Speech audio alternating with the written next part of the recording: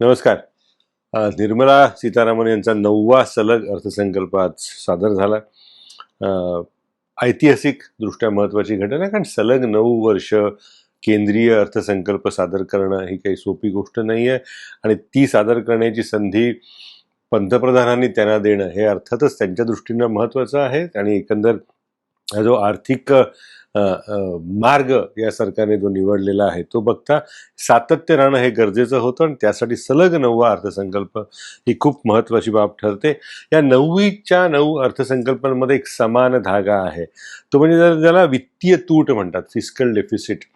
ही सातत्यानं सरकारनं 4.5% पेक्षा कमी राखलेली आहे. ही अतिशय कौतुकाची बाब आहे, कारण ज्या क्षणाला वित्तीय तूट हातात निघून जाते, वाढत जाते, त्या क्षणाला सर्व खर्चांवरती ताण येतो आणि उत्पन्न आणि खर्च याच्यातली तफावत वाढून सरकारला बऱ्याच गोष्टींवरती हात आखडते घ्यावे लागतात. या सरकारवरती वेळ आलेली नाही, याचं कारण अर्थमंत्र्यांना वित्तीय तूट मर्यादेत राखण्यामध्ये आलेलं महत्त्वाचं यश. त्या यशासाठी त्यांचं अभिनंदन करायला हवं. कोणताही अर्थसंकल्प, ज्याला इंग्रजीमध्ये इंटेंट म्हणतात, म्हणजे एक इच्छा आणि त्या इच्छेच्या अनुरूप केलेली कृती यासाठीच बघितला जातो. आजचाही अर्थसंकल्प तसाच आहे.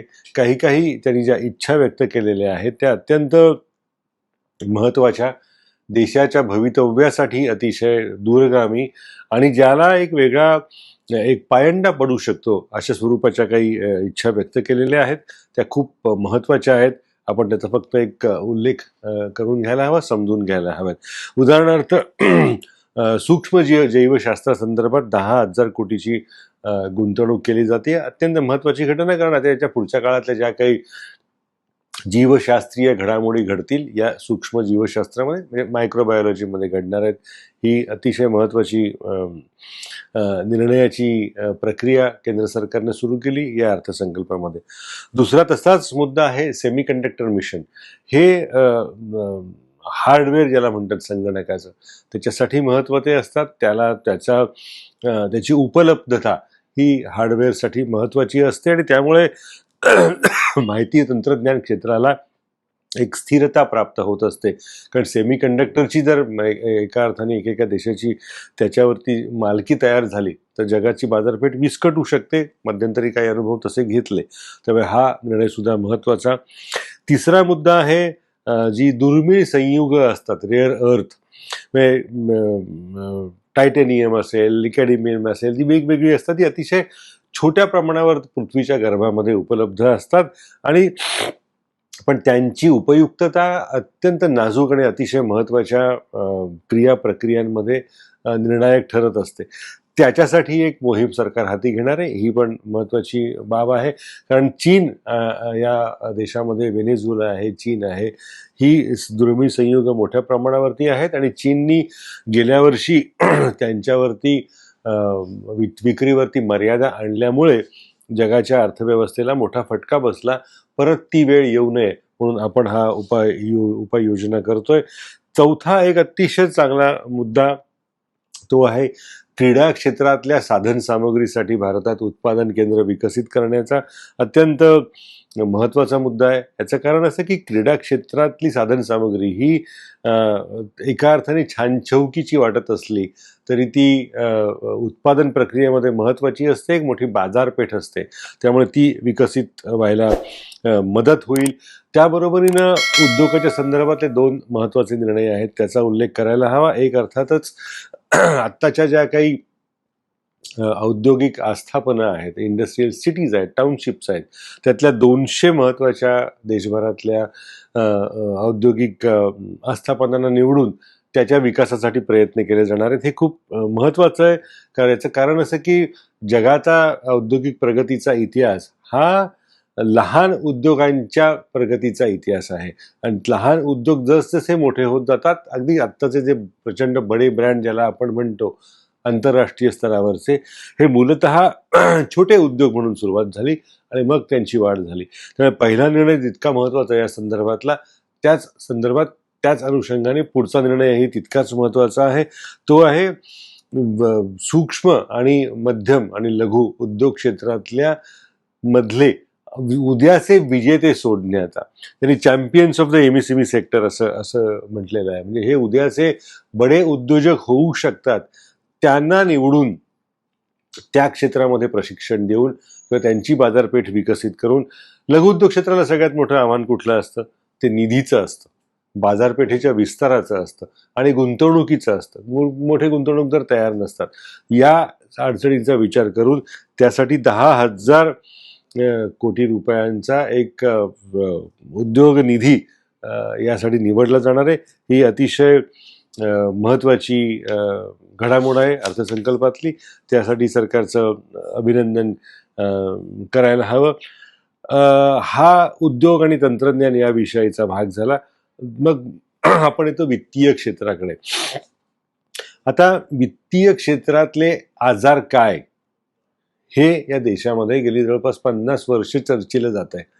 म्हणजे जेव्हा पहिली पी.जे. नायक समिती नेमली गेली, माधवपुराचा बँक घोटाळा झाला, त्याच्यानंतर बँकिंगची आव्हानं काय यावर अनेकदा परिसंवाद, चर्चा, समित्या नेमल्या गेल्या. म्हणजे नायक समितीसारख्या अत्यंत महत्त्वाच्या समितीनं कित्येक वर्षापूर्वी सांगून ठेवलेलं आहे की बँकांमधली सरकारी मालकी कमी करणं हा या बँकांना नफ्यामध्ये आणण्याचा महत्त्वाचा उपाय आहे. ते सोडून सरकार सगळं करतंय. आणि आताच्याही अर्थसंकल्पामध्ये बँकिंग क्षेत्रासमोरची आव्हानं आणि उद्याचा विकसित भारत घडवण्यासाठी बँकिंग क्षेत्राला काय करावं लागेल यासाठी उच्चस्तरीय समिती नेमली जाणार आहे. आता हे शब्दप्रयोगही हास्यास्पद आहेत आणि याचं प्रयोजन त्याहून हास्यास्पद आहे.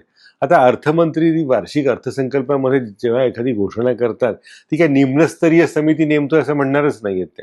त्यामुळे असले उच्चस्तरीय हाय पॉवर कमिटी वगैरे वगैरे या शब्दाची काही गरज नाही. एक समिती नेमणं तज्ज्ञांची तितकं पुरेसं आहे. क्रमांक 1.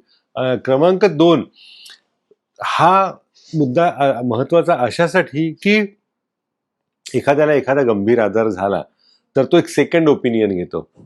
आजाराचं निदान बरोबर आहे की नाही हे तपासण्यासाठी त्याला घरचे सांगतात दुसऱ्या एखाद्या डॉक्टरला जाऊन विचार. तो सेकंड ओपिनियन घेतो. डॉक्टर तो जे काही आजार असेल तो त्याच्यावरती फुली मारतो, निश्चित करतो नाही बरोबर असाच झालेला आहे. पण याचा अंदाज बरोबर आहे का नाही हे तपासण्यासाठी तिसरं एखाद्याचं मत घेत राहणं, मग तिसऱ्याचा बरोबर आहे का नाही ठरवण्यासाठी चौथ्याचं मत घेणं, याला अर्थ नसतो. हे हास्यास्पद असतं. शेवटी कुठल्या तरी टप्प्यावरती उपचार सुरू करावे लागतात. नाहीतर काय रोगाचं होतं हे सांगायची गरज नाही. बँकिंग क्षेत्राबाबत हे असं चालू आहे सरकारचं. आता सुद्धा एक उच्चस्तरीय समिती नेमून आव्हानं निवडणार. अरे आव्हानं सगळ्यांना माहिती आहेत. काय करायला हे माहिती आहे, करायचं आहे हे माहिती आहे. आता काय करायचं आहे हे माहिती आहे, ठरवण्यासाठी पुन्हा एकदा एक समिती नेऊन काय करायचं आहे हे सांगून घेणार. हे मला वाटतं हे याची काही गरज नव्हती. मुंबईचा ऑक्ट्रॉय काढणं तो पर्याय काय, जकात नाका काढलं तर पर्याय काय, याचा विचार करण्यासाठी जवळपास 23 समित्या त्यावेळी नेमल्या गेल्या. हे बँकिंग क्षेत्रासंदर्भामधल्या या तशाच स्वरूपाच्या समित्या नेमण्याचा सपाटा पुन्हा एकदा सरकारने लावलाय असं म्हणता येईल. एक वेगळ्या विषयावरचा पण एक महत्त्वाचा मुद्दा अर्थसंकल्पातला दाखवून द्यायला हवा. तो आहे शिक्षणावरचा. म्हणजे आजच्या घडीला भारतासमोर तो सगळ्यात मोठं आव्हान कुठलं आहे तर शिक्षणासाठी परदेशी जाणारी मुलं. तर मग त्याच्यावरती आपण उपाय काय काढला की परदेशी विद्यापीठच भारतामध्ये येतील आणि चांगल्या दर्जाच्या शिक्षण व्यवस्था इथे सुरू करतील.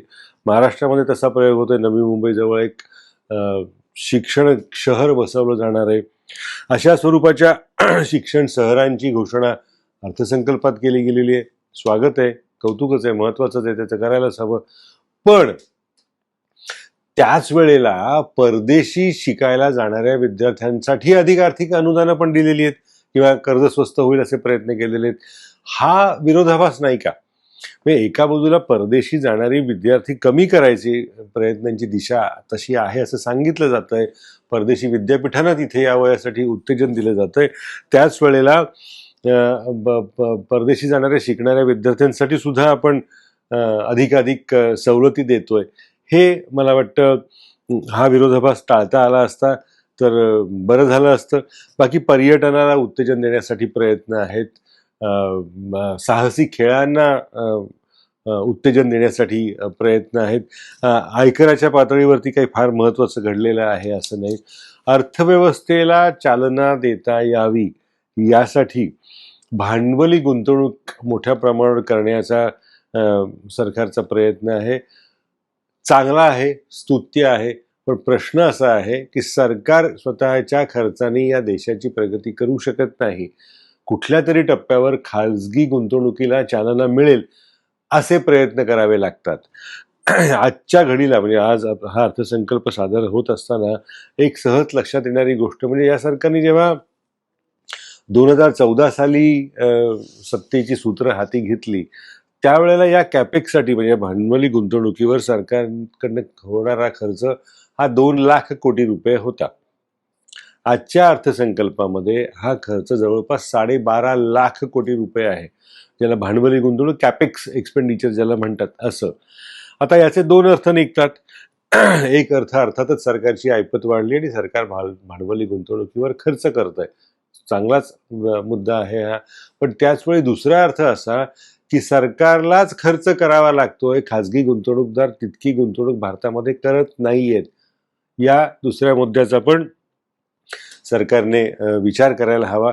याचं कारण असं की गेल्या 2 वर्षामध्ये जवळपास एक डझन वेळेला तरी किमान 12-13 वेळेला तरी आपले केंद्रीय अर्थमंत्री निर्मला सीतारामन आणि पंतप्रधान नरेंद्र मोदी यांनी अनेकदा आवाहन करून झालेलं आहे खाजगी उद्योगांना की तुम्ही तुमची गुंतवणूक वाढवा, तुमचे हात सैल करा, तुमच्या तिजोऱ्या उघडून भारतातच गुंतवणूक करायचा निर्णय घ्या.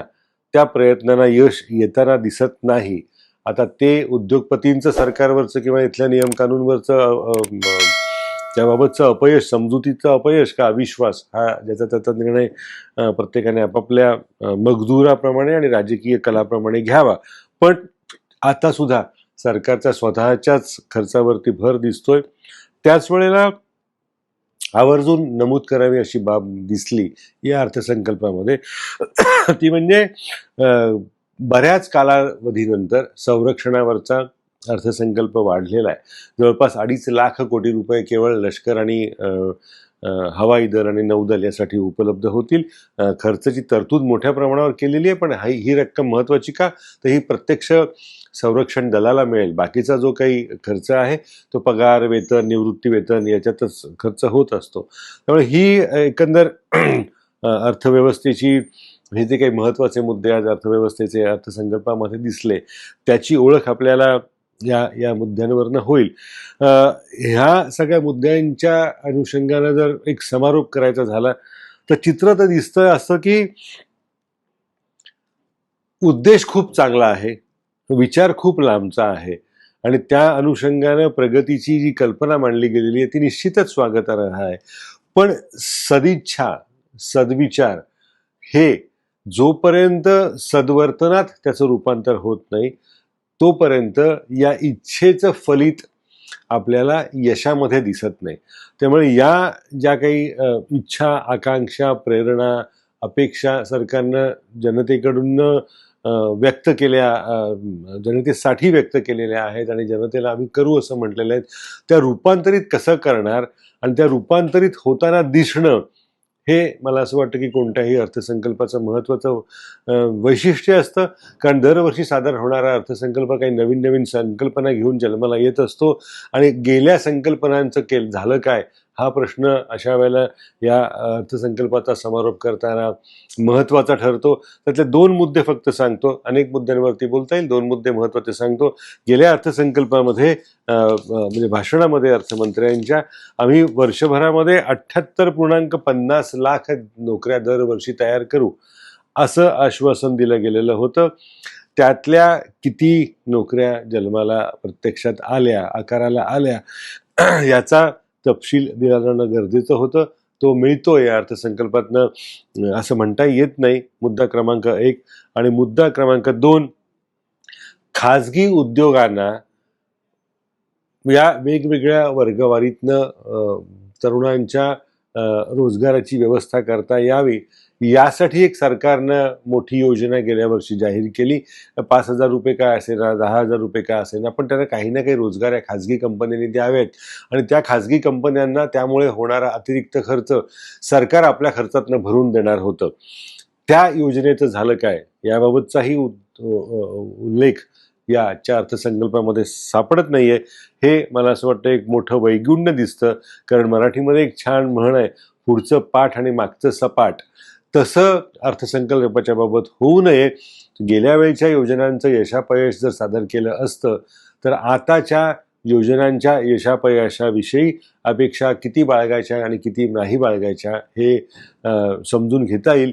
ती त्रुटी या अर्थसंकल्पामध्ये दिसते. ती जर दूर केली गेली तर हा केवळ सदिच्छांचा गुच्छ नाही आहे, तर सदिच्छांच्या गुच्छाचं प्रत्यक्ष वास्तवात रूपांतर होण्यासाठी प्रयत्न सुद्धा केले जाणार आहेत आणि त्या प्रयत्नांचं यश आम्ही तुम्हाला सांगू, त्याचं यशाचं मोजमाप तुमच्या समोर सादर करू. ही शाश्वती भारतीय मनाला मिळेल तशी या अर्थसंकल्पातनं मिळत नाहीये. त्यामुळे गेल्या वेळचा जर हिशोब दिला असता, जमा खर्च मांडला असता, तर आत्ता दिल्या जाणाऱ्या ताळेबंदावरती किती विश्वास ठेवायचा हे कळलं असतं. दुर्दैवाने तसं म्हणता येत नाही.